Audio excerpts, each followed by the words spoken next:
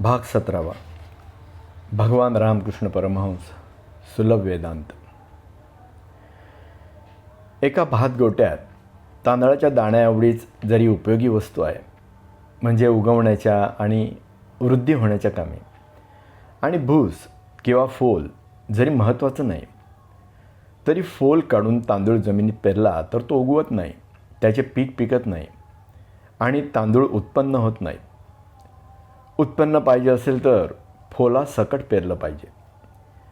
पण एखाद्याला बीजातला मगजच पाहिजे असला तर त्याने बीजावरचे फोल काढण्याचे काम आधीच सुरू केले पाहिजे. तद्वत विधी आणि समारंभ हे धर्माच्या पेरणीला आणि वृद्धीला अवश्य आहे. ती सत्वांच्या बीज भरलेली भांडी होत, ह्याकरता प्रत्येक मनुष्याने सतशंत जाऊन पडेपर्यंत ते केले पाहिजे. मोती मौल्यवान आणि शिंपल्याची किंमत थोडी. ज्यामध्ये अतिशय मौल्यवान मोती निपजले त्या शिंपल्याची किंमत अगदीच थोडी असते. तरी मोत्यांच्या उत्पत्तीचे मूळ तेच. ज्याला मोती हस्तगत होते त्याला शिंपीची गरज राहत नाही, हे शिंपीच्याच स्थितीवरून सिद्ध होते. तद्वत सत्य स्वरूपाची परमेश्वराची ज्याला प्राप्ती झाली त्याला विधीची व समारंभांची हव्य काव्याची गरज नाही. गृध्र पक्षाची टेहळणी. गृध्र पक्षी अतिशय उंच केवळ पवित्र आसमानात उडत असतात, पण डोळ्याने खालच्या जमिनीवर सडके मांस कोठे आहे त्याची टेहळणी चाललेली असते. त्याप्रमाणे कित्येक ऐहिक विषयात गुरफटलेले पंडित आपल्या सभोवतालच्या लोकांस आपल्या वाक्पटुत्वाने अगदी चकित करून सोडतात आणि आपल्या अगाध ज्ञानाने पारमार्थिक विषयाची किंवा ईश्वर तत्वाची किल्ली काय ती आपल्याच हाती आहे असे भासवितात. पण आपल्या रसाळ वाणीने साधूपणाचा हाव आणतात.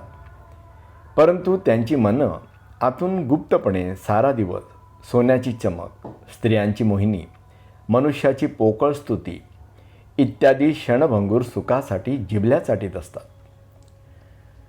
पुष्पाच्या सुगंधासाठी मधमाशी आपोआप येते. विकसित झालेल्या पुष्पाचा मधुर सुगंध वातावरणात वाहू लागला म्हणजे तेथे मधमाशी आपोआपच चालत येते. गुळ ठेवला असेल त्या ठिकाणी मुंग्या अगदी ठेवल्यासारख्या. मुंग्यांना आणि मधमाशांना आमंत्रणाची गरज लागत नाही. तसे एखादा मनुष्य जेव्हा निर्मळ आणि पूर्ण होतो तेव्हा त्याच्या सदाचरणाचा कीर्ती प्रवाह सर्वत्र पसरतो. आणखी सत्यत्वाचे जे भोक्ते असतात, शोधक असतात, त्यांचे लक्ष साहजिकच त्यांच्याकडे वेधले जाते.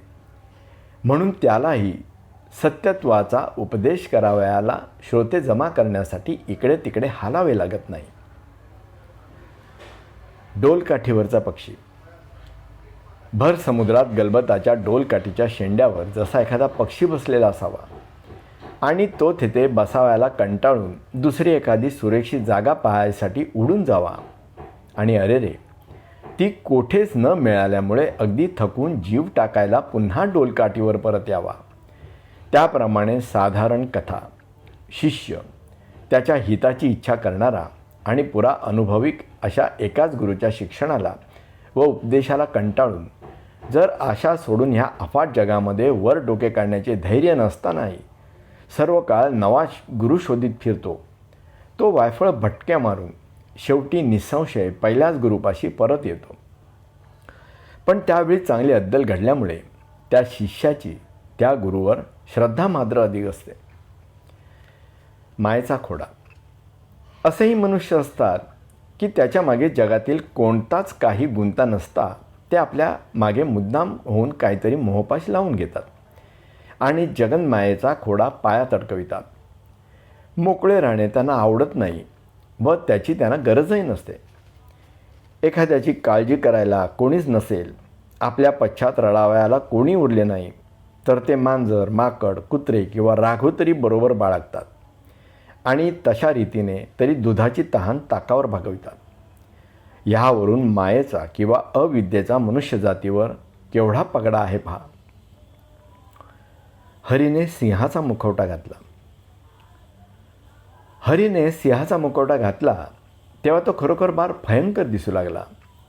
तसाच तो त्याची धाकटी बहीण खेळत बसली होती तिकडे गेला आणि त्याने तीच भेडसावले. त्यामुळे त्या लहान मुलीच्या पोटात धडकी भरली आणि त्याने भयंकर पशूच्या तावडीत कोणीतरी आपणास सोडवावे म्हणून तिने एक भली मोठी किंकाळी फोडली. पण हरीने जेव्हा आपल्या तोंडावरचा मुखवटा बाजूस सारला तेव्हा त्या भेदरलेल्या मुलीने त्यास ओळखले आणि अगं बाई, हा तर आपला दादा असे म्हणून धावत धावत जाऊन त्याला मिठी घातली. ह्या जगातील साऱ्या माणसांची गोष्टही अशीच आहे. ब्रह्मा आपणाहून ज्या मुखवट्यामागे लपले आहे त्या मायेच्या किंवा अविद्येच्या नामरहित शक्तीला भिवून फसून तिच्या प्रेरणेने सर्व प्रकारच्या गोष्टी करण्यास ती प्रवृत्त झालेली आहेत. परंतु ब्रह्मावरचा मायेचा पडदा बाजूला सारला की मग त्या प्रभूमध्ये भयंकर व अनर्थोत्पादक असे काहीच न दिसता तो एक आपला परममित्र परमात्मा आहे असे वाटेल. तापाने फणफणलेल्या रोग्याची तहान. अतिशय ताप भरलेला रोगी तहानेने व्याकुळ होतो तेव्हा त्यास असे वाटते की पाण्याचा सारा समुद्रसुद्धा वेळेस कोणी मजपुढे ठेविला तरी मी रिकामा करून टाकेन. पण ती तापाची लहर गेली आणि त्याच्या शरीरातील उष्णता बेतावर आली म्हणजे तो फक्त एक पेलाभर पाणी तोंडाला लावतो आणि त्यातील थोडेसे पाणी पोटात गेले न गेले तोच त्याची तहान भागते. त्याप्रमाणे एखाद्या मनुष्याला मायेचा विकृत ताप भरला म्हणजे तो आपली कल्पना विसरतो आणि त्यास वाटते की मी ईश्वराच्या संबंध आपल्या हृदयात साठवून ठेवीन. मी ईश्वराला संबंध आपल्या हृदयात साठवून ठेवीन. पण तोच विकार नाहीसा झाला म्हणजे ईश्वरी तेजाचा एक किरणच त्याचवर नित्यानंदाचा पूर वाहण्यास बस होतो. तापाचा रोगी अपत्य करतो. तापाने अतिशय फणफणलेला आणि तान्हेने कासावीस झालेला एखादा मनुष्य गार पाण्याच्या भरलेल्या घागरी आणि उत्तम रुचकर नव्या आंब्याच्या लोणच्यांनी भरलेल्या उघड्या तोंडाच्या बरण्या यांच्यामध्ये ठेवला तर तो ताणलेला व घालमेल घालीत असलेला रोगी दुखणे कितीही विकोपास जाणार असले तरी त्या स्थितीत त्याच्या जवळ ठेवलेले पाणी प्याल्याखेरीज व बरणीतले लोणचे खाल्ल्याखेरीज राहील काय. निरंतर चंचल आणि भलत्याच मार्गास लागून बहकलेल्या ज्ञानवेडाच्या लहरीत जो मनुष्य असतो त्याची गोष्ट अगदी तशीच असते. त्याला जर एका बाजूस स्त्रियांच्या मोहिनीची ओढ व दुसऱ्या बाजूस संपत्तीची चिकाटी अशा दोन कैचीत ठेवला तर योग्य रीतीने वागण्यास त्यास कठीण पडेल. तो खरा रस्ता सोडून भलतीकडे भटकेल आणि त्याची अगदी दुर्दशा होऊन जाईल.